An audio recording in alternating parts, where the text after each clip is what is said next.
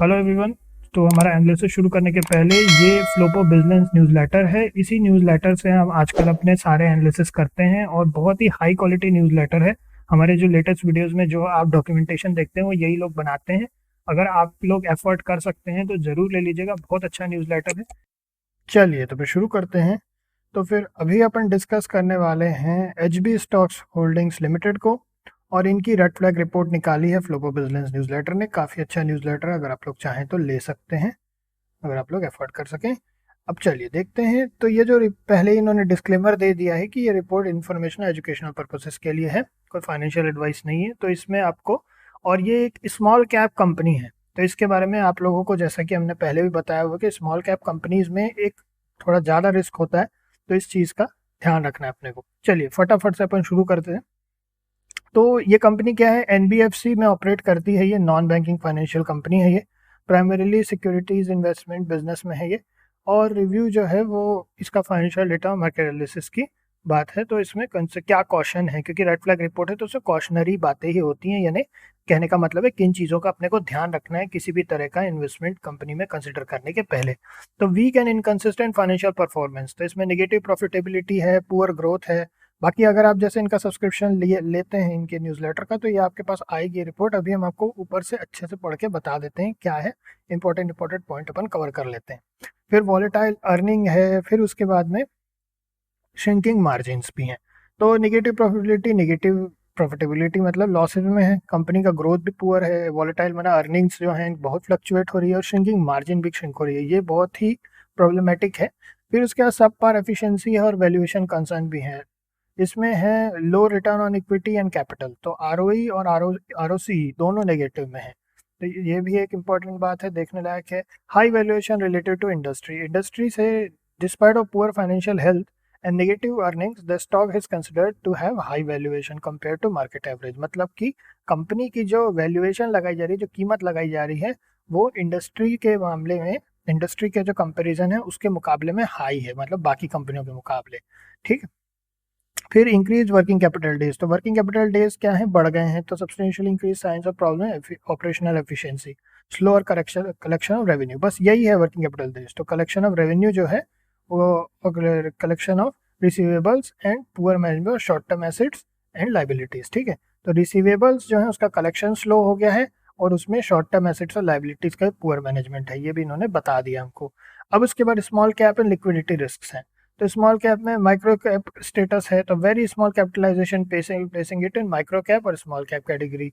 Such stocks are higher risk. हमने पहले ही बता रखा है आप लोगों को कि ये जितने भी स्मॉल कैप कंपनीज होती हैं इनको बहुत केयरफुल रहना चाहिए। इवन अगर आप स्मॉल कैप कंपनीज के आप किसी तरह का म्यूचुअल फंड में भी इन्वेस्ट करते हैं, बहुत ही ज़्यादा केयरफुल रहने वाली बात है। ये लोग, इकोनॉमी इनको बहुत डायरेक्ट इफेक्ट करती है और बहुत बड़ा इफेक्ट कर सकती है, ठीक है, किसी भी तरह का सरकमस्टेंस एक्शन।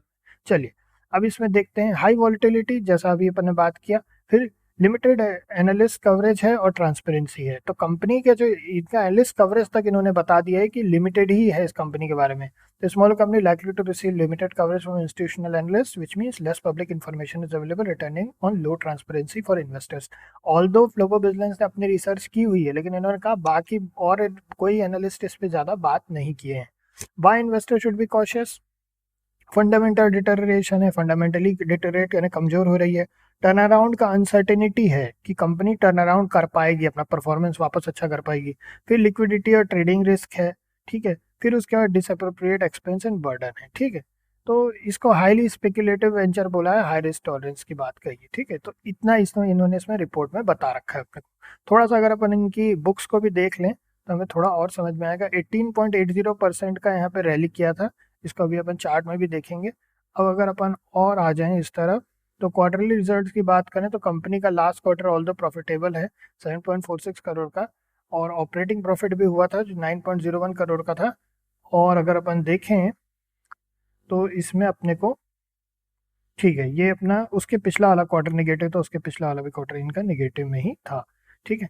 तो ये थोड़ा सा ये फ्लक्चुएशन है जिसकी बात अभी अपन ने की। अगर अपन इधर देखें तो ओवरऑल नेट टू नेट यहाँ पे -12 करोड़ ओवरऑल निगेटिव में है। और उसके पहले जो था उसके पिछले वाले ईयर में, ये ईयर ऑन ईयर रिपोर्ट है, 38 करोड़ का प्रॉफिट, फिर -2 करोड़ का। एक इंटरेस्टिंग चीज और अपने को यहाँ देखने मिल रही है, यहाँ पे जो ईयर नेगेटिव होने के बाद भी इन्होंने डिविडेंड पे आउट किया है। ये जो डिविडेंड परसेंट है नेगेटिव में इसलिए लिखा हुआ है, जब लॉस होता है कंपनी को लेकिन तब भी कंपनी डिविडेंड पे आउट करती है। ये जो है ना, ये नॉर्मली कंपनियां नहीं करती जो कंपनी को लॉस होता है, लेकिन ऐसा माना जाता है कि रिजर्व्स वे पे कर रहे हैं। तो अपने को इस चीज़ का थोड़ा ध्यान रखना पड़ेगा। अगर अपन और देखें कैश फ्लो की बात करें तो यहाँ पे net to net positive cash flow है 5 करोड़ का। बट अगर अपन देखें तो ऑपरेटिंग एक्टिविटी में -5 करोड़ का ओवरऑल नेगेटिव कैश फ्लो है। तो मतलब ऑपरेटिंग एक्टिविटी में नेगेटिव कैश फ्लो है -5 करोड़ का, लेकिन ओवरऑल 5 करोड़ का पॉजिटिव कैश फ्लो है। इन्वेस्टिंग एक्टिविटी में भी नेगेटिव कैश फ्लो है। अब अगर अपन शेयर होल्डिंग पैटर्न की बात करें तो 53.22% की ठीक ठाक होल्डिंग है प्रमोटर्स के पास में। एफ और डी की कोई होल्डिंग नहीं है और पब्लिक होल्डिंग है 46.78% की। ठीक है, अब आ जाते हैं अपन इस तरफ। ये इनका जो है वीक ऑन वीक बेसिस पे चार्ट है, और अपन देखें 2 बार ये टॉप से जब से फॉल हुआ है, फिर उसके बाद एक बार और एक सर्टेन हाइज पे जाने की कोशिश किया था, जो कि स्टॉक ने किया है आपका जून 2025 की बात हो रही है ये। ठीक है, 30 जून के आसपास की बात है जो कंपनी ने ट्राई किया था। उसके बाद से जो है कंपनी का जो है यहाँ पे रेंज बाउंड है। अभी हो सकता है इसको ब्रेकआउट करे या ना करे, लेकिन हमारे को जो यहाँ समझ में आ रहा है कंपनी की फाइनेंशियल स्थिति अभी बहुत ज़्यादा फ्लक्चुएट हो रहा है। और when the situation is not very stable, ठीक है, let's just say it like that, कि भाई कंपनी अभी अगर अपन देखा, जैसा कि अपन ने कंपनी देखी लगातार प्रॉफिट भी नहीं कंसिस्टेंटली कर पा रही है।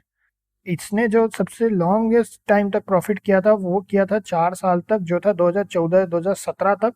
उसके बाद 2 साल फिर था इनका 12 करोड़ 15 करोड़ का, और उसके बाद से कंपनी जो है फ्लक्चुएटिंग ही दिख रहा है।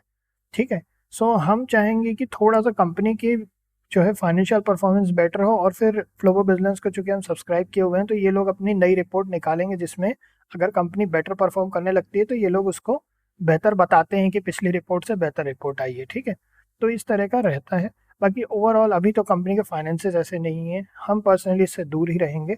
और बाकी आप लोग अपना व्यू भी जरूर इसमें रखिएगा, कमेंट में बताइएगा आप लोगों को क्या लगता है। बस अभी इतना ही है, फिर नेक्स्ट मिलते हैं आप लोगों से। ओके।